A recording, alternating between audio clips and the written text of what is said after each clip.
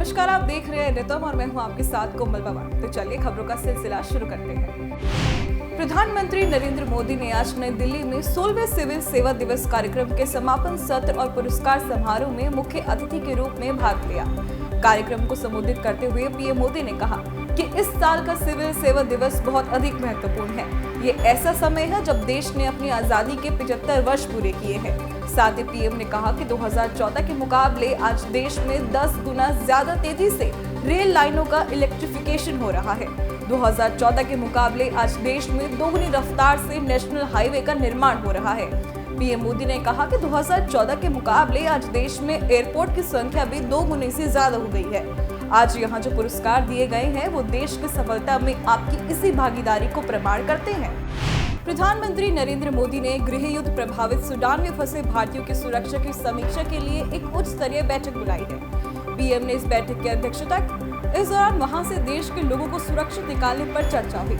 बैठक में विदेश मंत्री एस जयशंकर ने भी हिस्सा लिया और सूडान के मौजूदा हालात के बारे में पीएम को अवगत कराया। बता दें कि सूडान में सेना व रैपिड सपोर्ट फोर्स के बीच जारी गृह युद्ध में 270 लोगों की मौत हो गई थी, जबकि 2600 से ज्यादा लोग घायल बताए जा रहे हैं। कर्नाटक चुनाव को लेकर भाजपा के राष्ट्रीय अध्यक्ष जेपी नड्डा लगातार राज्य का दौरा कर रहे हैं। कर्नाटक के बीदर में आज जेपी नड्डा ने श्री रामकृष्ण आश्रम का दौरा किया। इस दौरान नड्डा ने वहां मौजूद लोगों से बातचीत भी की। नड्डा ने कांग्रेस पर भी निशाना साधा। नड्डा ने कहा कांग्रेस ने आजादी से लेकर आज तक समाज को बांटने का ही काम किया। उन्होंने कहा कि बांटते बांटते वह खुद भी इतना बढ़ गए कि उनके पास कुछ रहा नहीं। इसके साथ ही जेपी नड्डा ने कहा कि हमें स्वामी विवेकानंद जी के दिखाए रास्ते पर चलना है। उनका महान जीवन अपने आप में एक सीख है। भारत सरकार ड्रग्स के खिलाफ लगातार मुहिम बनाए हुए है। गृह मंत्रालय से मिली जानकारी और आंकड़ों के अनुसार केंद्र ने पिछले 3 से 4 सालों में ड्रग्स के डीलरों और तस्करों के खिलाफ एक्शन लेते हुए करीब 22,000 करोड़ रुपए से ज्यादा के नारकोटिक्स को बरामद किया है। गृह मंत्रालय के अनुसार वर्ष 2006 से 13 तक ड्रग्स के खिलाफ 1257 मामले पकड़ में आए थे, जबकि 2014 से 22 के बीच इससे जुड़े 3,544 मामले दर्ज हुए। यानी नशीले पदार्थों के खिलाफ अभियान में 181% की बढ़ोतरी देखी गई। उत्तर प्रदेश के नोएडा स्टेडियम में आयोजित 3 दिवसीय सांसद खेल स्पर्धा कार्यक्रम का शुभारंभ हो चुका है। इस कार्यक्रम के शुभारंभ में सूचना प्रसारण और युवा मामले व खेल मंत्री अनुराग ठाकुर, विधायक पंकज सिंह, सांसद महेश शर्मा सहित अन्य लोगों ने शिरकत की। यहाँ यूपी की कानून व्यवस्था पर बोलते हुए अनुराग ठाकुर ने कहा, यूपी में शानदार और दमदार सरकार आई है। सरकार बदलने से सोच बदली है। पहले माफिया शूट करते थे, अब शूटिंग हो रही है। पहले माफियाओं का दंगा होता था, अब खिलाड़ियों का दंगल हो रहा है। साथ ही कहा कि खेलो इंडिया के लिए प्रधानमंत्री ने 3,200 करोड़ रुपए की मंजूरी दी है।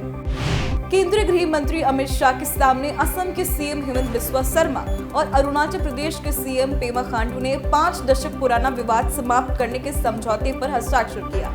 शाह ने दोनों राज्यों के सीमा समझौते को ऐतिहासिक बताते हुए विकसित, शांत और विवाद मुक्त पूर्वोत्तर की दिशा में एक अहम कदम बताया। समझौते में यह भी कहा गया कि दोनों पक्ष भविष्य में एक दूसरे के किसी भी गांव पर दावा नहीं करेंगे। बता दें कि असम और अरुणाचल प्रदेश के बीच 1972 से सीमा विवाद था। भारतीय विदेश मंत्री एस जयशंकर ने संयुक्त राष्ट्र प्रमुख एंटोनियो गुटेरेस से मुलाकात की। इस दौरान दोनों देशों के नेताओं के बीच कई अहम मुद्दों पर बातचीत हुई। एस जयशंकर ने कहा कि हमने G20, यूक्रेन युद्ध सहित कई अन्य मुद्दों पर चर्चा की, मगर ज्यादा बातचीत सूडान के मुद्दों पर हुई। जयशंकर ने कहा कि सूडान में संयुक्त राष्ट्र युद्ध विराम स्थापित करने की कोशिश कर रहा है, क्योंकि जब तक युद्ध विराम नहीं होता, जब तक गलियारे नहीं होते, तब तक लोगों के लिए बाहर निकलना सुरक्षित नहीं है। बता दें कि सूडान में पिछले 1 हफ्ते से सेना और अर्धसैनिक बलों के बीच जारी संघर्ष में अब तक करीब 300 से अधिक लोगों की मौत हो चुकी है। कोयंबटूर कार ब्लास्ट केस में एनआईए ने 6 लोगों के खिलाफ चार्जशीट फाइल कर दी है। एनआईए ने कहा कि इस हमले का मुख्य आरोपी आतंकी संगठन इस्लामिक स्टेट (ISI) से बेहद प्रेरित था। पिछले साल 23 अक्टूबर में कोयंबटूर में संगमेश्वर मंदिर के सामने ये हमला हुआ था। इस हमले में मुख्य आरोपी जामेशा मुबीन की मौत हो गई थी। एनआईए ने इस मामले को 27 अक्टूबर 2022 को अपने हाथ में लिया था। इसके बाद उसने जांच शुरू की थी। जांच एजेंसी ने मुबीन के 6 सहयोगियों पर आरोप दर्ज किए हैं। बीजेपी ने तमिलनाडु की डीएमके सरकार पर भ्रष्टाचार का आरोप लगाया है। बीजेपी प्रवक्ता सैयद जफर इस्लाम ने प्रेस कॉन्फ्रेंस कर कहा कि तमिलनाडु की संस्कृति भारत की विरासत है, लेकिन प्रदेश की डीएमके सरकार इस विरासत में भ्रष्टाचार का जहर घोल रही है। बीजेपी ने कहा कि जब से डीएमके की सरकार प्रदेश में आई है तब से वहां भ्रष्टाचार और भी बढ़ गया है।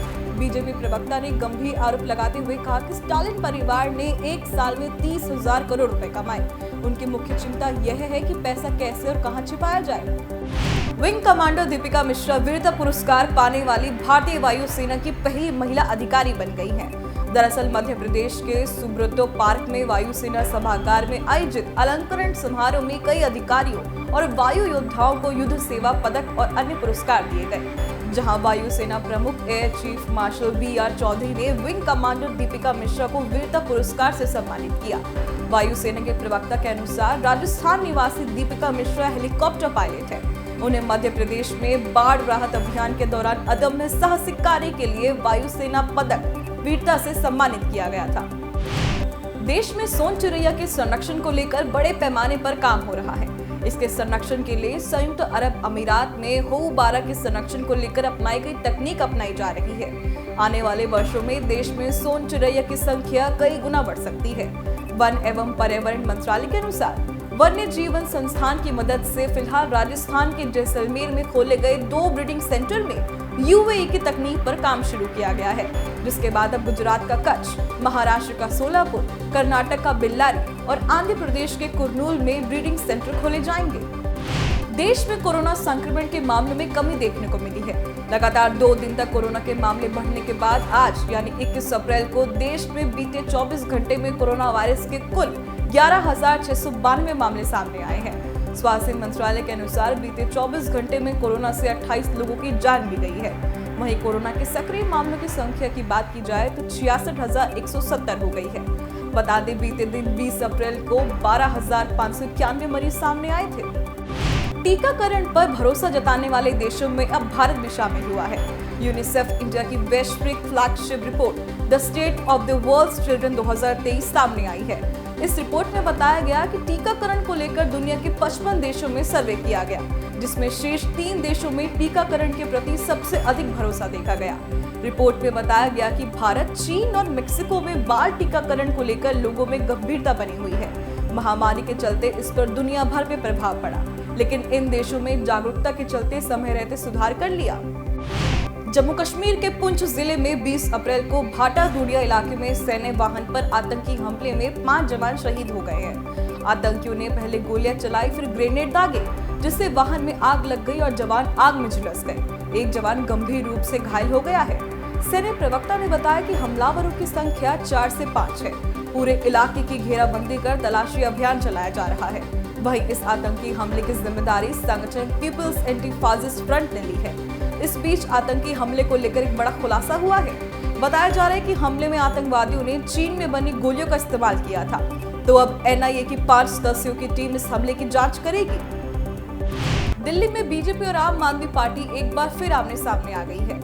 दिल्ली प्रदेश बीजेपी अध्यक्ष वीरेंद्र सचदेवा ने वाहन फिटनेस प्रमाण पत्र देने में केजरीवाल सरकार पर भ्रष्टाचार का आरोप लगाया है। वीरेंद्र सचदेवा ने कहा कि बुराड़ी स्थित परिवहन विभाग के कार्यालय में पैसा लेकर बिना जांच के फिटनेस प्रमाण पत्र जारी किए जा रहे हैं। साथ ही कहा कि मृत व्यक्ति के नाम से भी प्रमाण पत्र जारी करने का मामला सामने आया है। तो वहीं वीरेंद्र सचदेवा ने उपराज्यपाल से इस मामले की जांच कराने और दिल्ली सरकार के परिवहन मंत्री कैलाश गहलोत के इस्तीफे की मांग की।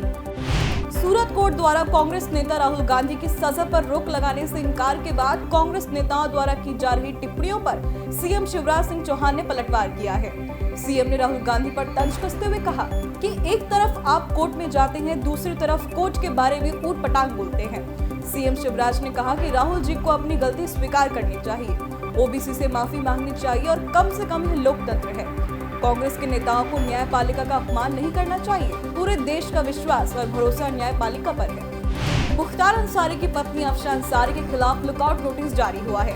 पुलिस को अफशा अंसारी के विदेश भागने का शक है, इसलिए यह लुकआउट नोटिस जारी किया गया है। इसकी जानकारी धनंजय मिश्रा सीओ सिटी मऊ ने दी है।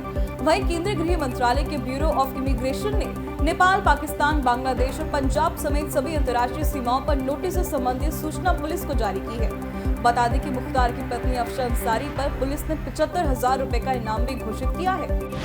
गुजरात में आम आदमी पार्टी को फिर से बड़ा झटका लगा है। सूरत में आप को झटका देते हुए उसके 2 और पार्षद भाजपा में शामिल हो गए हैं। इन पार्षदों ने गृह राज्य मंत्री हर्ष सांघवी की मौजूदगी में भाजपा का दामन थामा।